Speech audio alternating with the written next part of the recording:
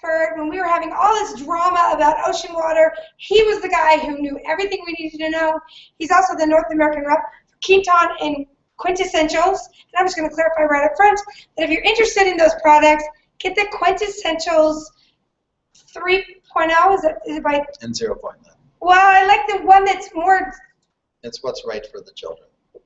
And they're both. Okay, fine. The other one's cheaper. You diluted by 3. You're good. Anyway, he's amazing. We're going to time. He's saying he can do this in 15 minutes. Here you go. Okay, today we are going to talk about 2 subjects: water for drinking and bathing, and seawater as a dietary supplement. They're both very vast subjects. That's why we're not going to really deliver the information specifically, but we're just going to take a tour of information that I laid out here that's designed for mostly for parents. However, since doctors themselves and health practitioners know very little about these subjects too, I think they'll find it very, very useful. So you can see the numbers. They conform to the THRiiVE protocol about having 1 through 10. So these are all listed in number from 1 to 10. So the first subject on this presentation is just going to be know your water terms. We're not going to go through the water terms, but you're just going to see that this is one of the topics that continues on for several slides. So the first thing you have to have a vocabulary for people to understand their water needs and how to achieve it. So you can see here's the next one, terms that are very important like alkalinity and hardness in the water. Here we have a recommendation that they can order a book free of charge from the waterqualityassociation.org. It's Water Treatment for Dummies. It's a nice way to get an overview of the whole water field.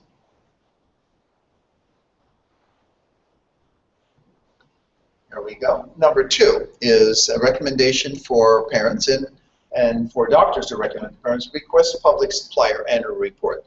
If you're trying to determine what kind of water treatment you need in your home, you need to know what's in the water, what they put in the water, etc. A good place to start is the Public Water Supplier Annual Report. You just contact them, go on their website, and there's an annual report that tells you a lot of details that people like me can make use of to help people. Every public water supplier is required to do this. Now, if you have a private well, this is very serious. You don't need an analysis for public water, except the one that's the very cursory one that's provided to the public. But if you have a private well, then it's a much more serious thing, and you have to kind of know where you live and have somebody who's a professional to analyze your water from the water report and have a test. So to support that, we also, this is again still number 2, you may need a water report, a more independent water analysis if you're in a small town public water supply. A lot of these places don't have the sophisticated staff and the sophisticated equipment to really treat your water, so you may have to, if you have a immunocompromised or a health compromised child or family member, you might want to know a lot more about it because a lot of people are sick from their water. There is a nationwide water analysis lab, watercheck.com. That's a very good value for having your water checked. They do over 200 different parameters for the water. Number 3, choose a reliable water treatment company. This is perhaps the biggest challenge. The water industry is not much better than the used car industry, and whatever questions you have, you'll have somebody to sufficiently give you some misinformation about that. So this is the challenge right here, is to find somebody that's really telling you the truth. And here are some guidelines. There are some guidelines for the parents to even be able to choose some company that can reliably provide the expertise to determine what kind of treatment they need. Again, this is a very hazardous area. Many people get, put up the, $5,000–$10,000 for a water system that should be, $1,000 or $2,000. So have to be very careful here. A lot can be learned, by the way. A lot can be learned by going on the public link at the Water Quality Association, WQA, and also the National Sanitation Foundation, NSF.org.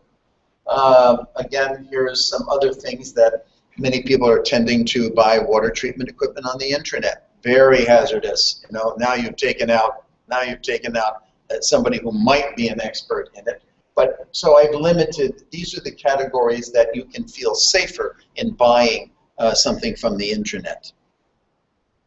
Number 4, minimize exposure to contaminants from drinking water. This is just the education, what you need to know, the contaminant categories and the top contaminant concerns in public tap water.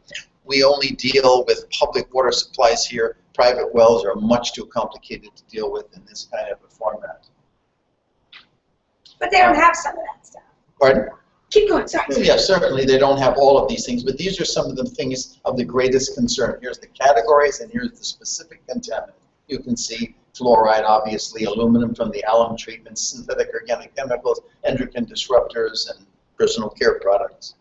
There are microbial concerns. Remember, these are the source, especially in small-town water supplies. You can have protozoan cysts, you can have enteric viruses that come in the water supply because somebody's not minding the chlorinator system. So this is something really, if the gastrointestinal issues are always a problem, you definitely have to consider water supply as the source of it. Not so much, again, in a modern water supply like Los Angeles, but if you're looking at small-town water supply with the water tower in the Midwest, yes, you have to be concerned.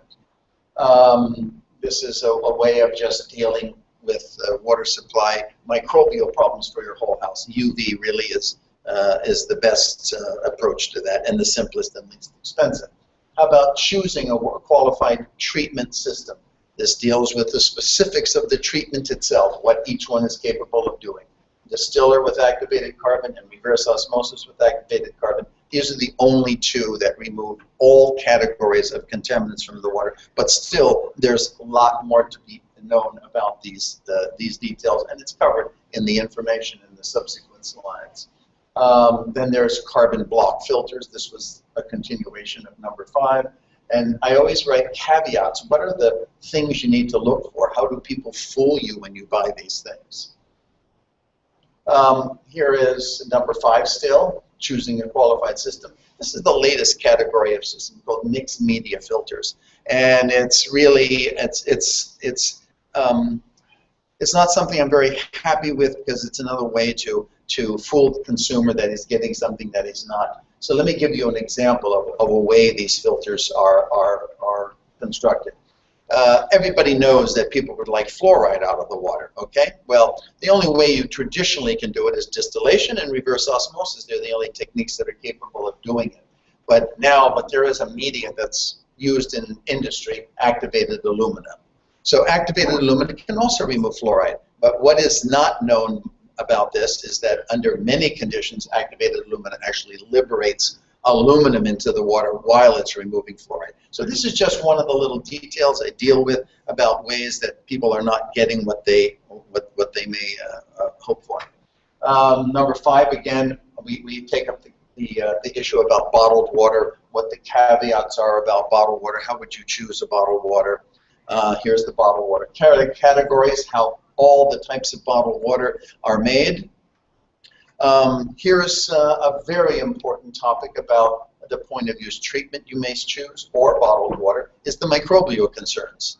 All water treatment systems will produce more microbial growth than the straight tap water itself. Bacteria simply, once you remove a disinfectant, bacteria grows. Now this bacteria we do not consider pathogens. These are typically referred to as heterotrophic bacteria. Bacteria that we're getting from the salad bar, and that's all in our environment. We ingest enormous amounts of it.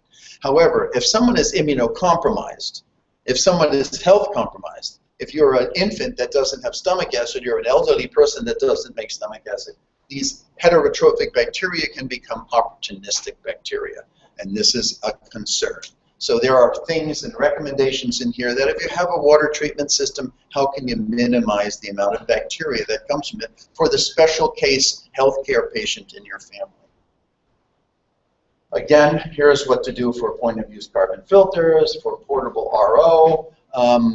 We make an RO, for instance. I'm not promoting this, but I am. Okay, but thank God you finally did it. In an RO system, one of the and my brother and I are responsible for probably designing 98% of the RO systems in the world, but RO systems traditionally use storage tanks. Storage tanks become incubators for bacteria. Yes, it's only heterotrophic bacteria, but now that we have such health problems among the general population, that this bacteria can act as opportunistic bacteria and actually cause people to prolong their illnesses. So one of the things is we've eliminated a storage tank. No storage tank clears up the problem of this incubator issue.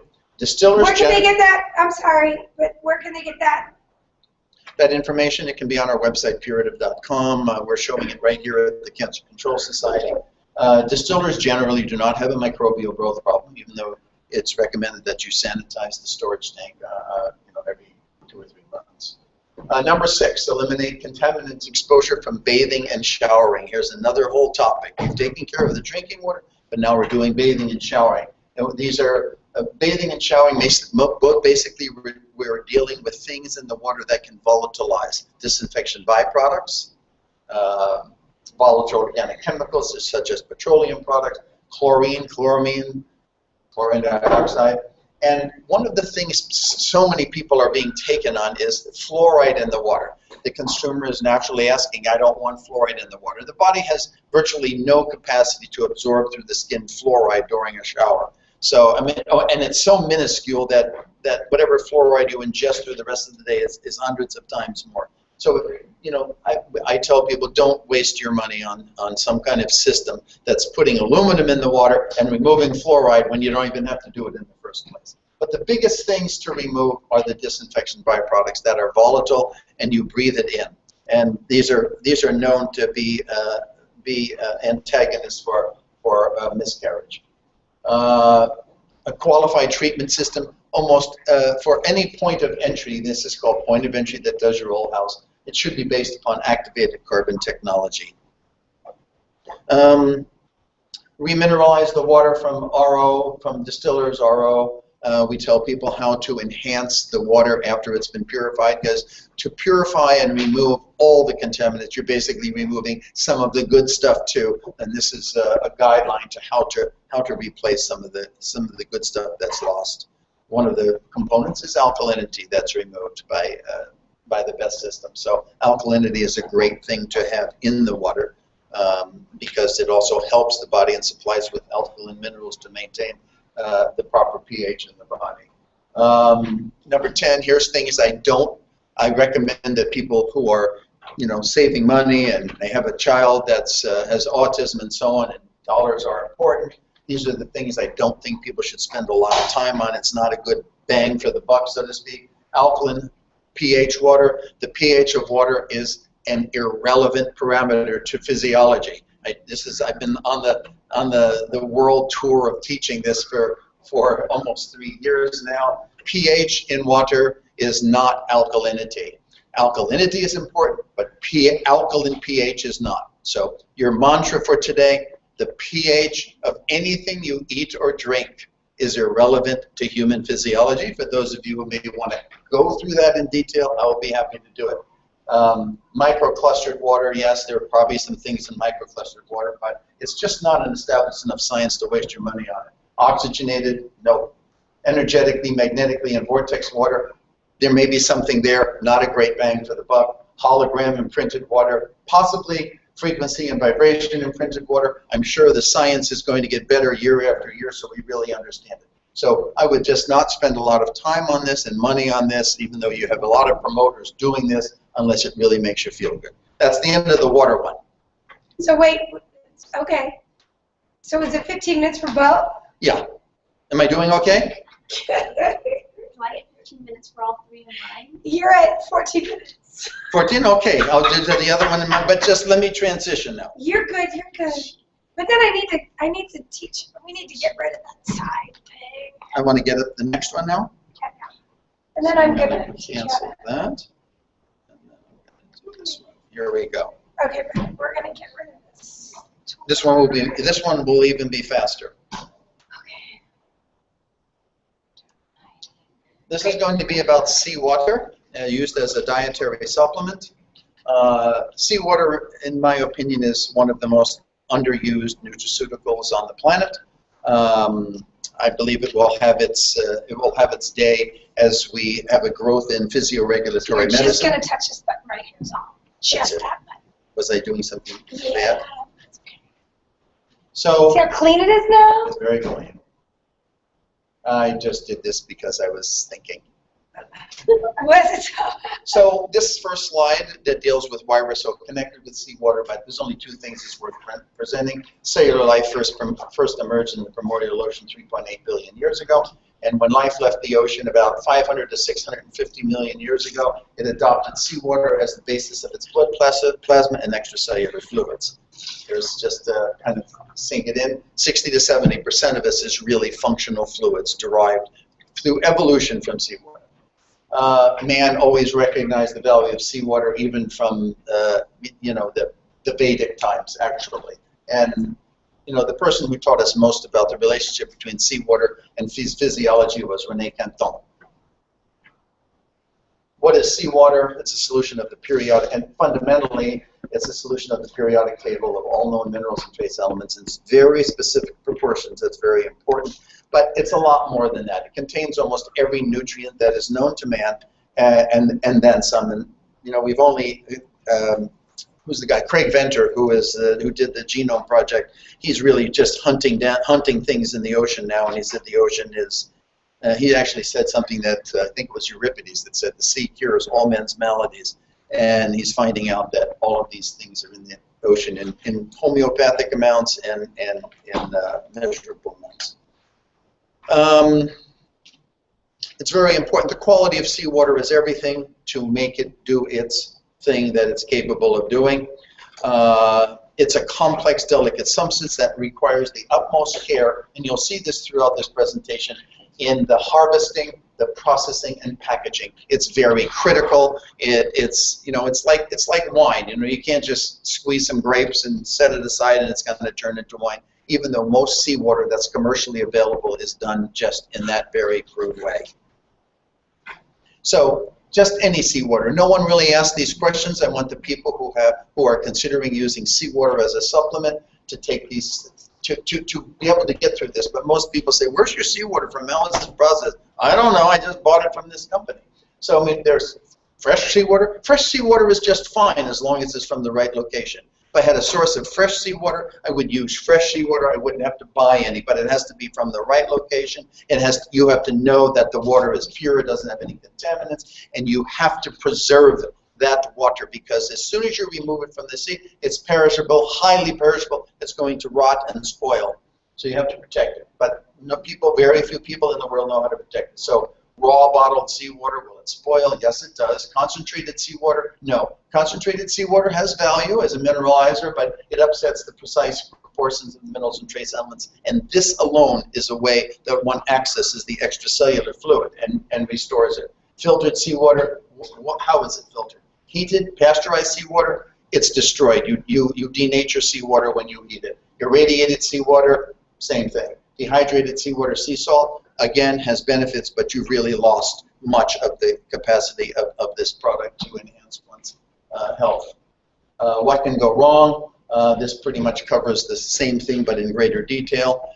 And then I decided to define what is the best possible seawater. I use this as my reference. What's best possible seawater? It's simply seawater that's a result of adhering to all the proven protocols of harvesting, processing, and packaging without compromise. And this science exists. Most of it was done by René Canton.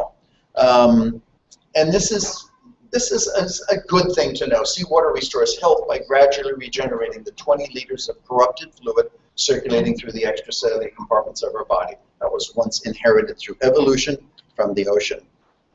Extracellular matrix picture I just had to throw in. These are the capabilities, really, I outlined. What are the capabilities of the best possible seawater beyond just mineralization? So we cover this. Now here is the critical factors that somebody who's buying and purchasing seawater should consider from their supplier. I cover in great detail. Harvesting, a very critical thing. Where are you harvesting? When are you harvesting? Who's directing you to that location? What's the condition? Here's what you want to hit if you're doing seawater. This is the bioreactor of the ocean. It's called a plankton bloom. And this is, kind of a microscopic slide of the organisms that in there. And these organisms are responsible for taking the elements of the periodic table and making new things. That is what makes therapeutic seawater therapeutic seawater. And that's a picture that scares the cheapest. That's okay. But I just want you to know that all of these microscopic animals in seawater would be completely filtered out. They're removed in the responsible processing. So then this is a discussion that's worth reading about how these things make bioavailable minerals, why it's so unique compared to any other minerals when these organisms go to work on the periodic table. Here is one way that water is harvested. This happens to be the boat that is used by Laboratoires Canton in Spain, and this boat goes out 75 to 100 kilometers in the ocean to a plankton bloom, and they collect 4,000 liters. They go to a bloom just like this. I don't think you can see it as well as I can here, but it's a beautiful thing, and they go to one that is called the vortexing bloom. I won't get into that. Now here is a very interesting, here is another company that makes seawater that no one knows. However, we actually did, as you can imagine, send a team out to look at this. This is a company that makes a very well-known seawater in Europe. And this company simply collects the seawater from a contaminated, as you can see, bay at the north of France. They just drive this truck, back it up, throw the hose over. He's not even throw the hose over, suck up the seawater, put it in here, and it goes back to the facility, and they use this. Now this is the seawater. They can afford to do this, so to speak. Afford, I put in quote marks, because this seawater is going to be pasteurized and heated. So it just doesn't matter. They don't have to worry about the organisms that are in this. They're going to filter it and they're going to heat it. So here's another topic: the transportation and storage. All seawater, best possible seawater, would be water that's refrigerated at 4 degrees centigrade until it's in its container. And this covers this in great detail. Here is a typical way that it is done professionally with these pharmaceutical lined containers. This is coming back from the boat. It is in a refrigerated facility that is maintained in a Class 100 clean room. And she's, after spending 1 month in quality control, this is now hooked up to the system. The determination composition, it is very important. Every batch of seawater is somewhat different. You never know what's really in it until you spend time examining it. So I tell people, or show people, here's what's necessary. A company needs to do microbiological and chemical and inorganic and organic chemistry to examine it in great detail. Here's the typical things that someone needs to have about seawater. All of these tests. There are hundreds of these tests. Best possible seawater is inherently pure. Most people do not realize, because we always get questions, oh, the sea is polluted and so on, but open ocean seawater at a plankton bloom is perhaps, or arguably, the most pure natural substance on the planet. It has lower, I won't have time to go through this, it has lower amounts of contaminants than any food, anything grown in soil, etc. And there's a good reason for this scientifically, but again, we don't have time to go into it. Here's how plankton bloom seawater source compares in the contaminant level compared to what's allowed to be in a natural supplement for these amounts of heavy metals. It's tens of thousands of times smaller. Processing. How is the process? How is it processed? With best possible seawater, only cold microfiltration is used to assure microbiological purity and remove all those little critters that none of you seem to have liked. But if you got fresh seawater, it would have all those critters. It would have it all in it, and okay. it's of no consequence, really. It's just that if you left them in and you were sending it and storing it and distributing it, these things would die and rot and bad things would happen. So that's processing. Seawater should be processed exclusively in glass piping and pharmaceutical grade. Here's the typical thing in a correct factory where all the piping that's used is glass piping. To transport it, everything is stainless steel, 316 pharmaceutical grade. You can see the people that are exposed to the seawater. The seawater must be protected from them by them wearing garbs. Here is another typical filling station for proper seawater. Packaging. The best possible seawater is stored in glass ampules, vials, and bottles, preferably with special filling precautions to eliminate air. Plastic containers, not good. They harbor bacteria in the pores of the plastic. They give up chemicals into it. So it's just not as good. It's not that it won't have any value. It's just not as good. So I just want people to know how seawaters compare. Let's talk about research and clinical studies. Not a big thing, but best possible seawater definitely has ongoing research, clinical studies, produces information and reports about its health effects, et cetera, et cetera. Also, best possible seawater companies maintain inventories of at least 10 years of the products that they make, so they use them as a reference should any quality problem arise. Okay, seawaters are typically that are used in therapeutic seawater, hypertonic and isotonic. Hypertonic seawater is 3.3% or 33,000 milligrams of the elements of the periodic table per liter. This is the water as it's directly taken from the ocean, whatever company makes it. So if you the straight ocean water is 3.3% elements of the periodic table, which leads to the same thing as 33,000 milligrams. Isotonic seawater is simply diluted hypertonic seawater. It's to make it the same concentration as human blood plasma. And the proportions of the elements in human blood plasma are virtually identical, the proportions of the element in the sea. It's very interesting, and that's one of the major justifications for concluding that life, your blood and your blood plasma and your extracellular fluids came from the sea. So isotonic seawater is 9,000, so which is what like a saline solution would be. Top 10. Now here's our finale. Here's the top 10 seawater supplier. Where is the seawater harvested? This is what I think one should question. A parent, through maybe a group or something, should question a prospective supplier of seawater. How is the seawater harvested? What measures are taken to preserve it during transportation? What kind of quality control do they have? What standards do they use? How is the seawater filtered? Is the seawater sterilized? Under what standard? Is the seawater subject to the heat, UV, gamma rays, etc.? What type of environment is made during the storage and processing of the seawater? How is the seawater handled during processing? What's interesting is that most of the seawater facilities I've seen are pretty much similar to most of our garages, okay? And people just go out with a tanker or a polyethylene tank, and they drag it in, and they get hoses and pumps, and nobody's worrying about bacteria or contamination, and so on and so on. But you know, it's very easy to introduce contamination to seawater because it's so rich in organic material, and the bacteria loves to grow in it. So packaging, the smaller the package, the better, in my opinion, because you want to minimize it, especially if you're using the best seawater for truly high therapeutic use, not just mineralization. If you want the highest therapeutic use, you only open what you need at that time. Once you start having it in big containers and pouring it off, the water that's left in the container for your next use is becoming gradually more contaminated, and when the organics oxidize, you produce hydroxyl radicals in seawater.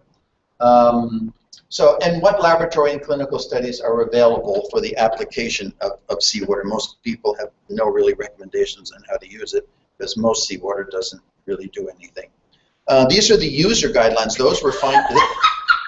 Those were the user. Sorry, but I just had to tell the way it is. The others were the guidelines for going to the supplier. This is about using it.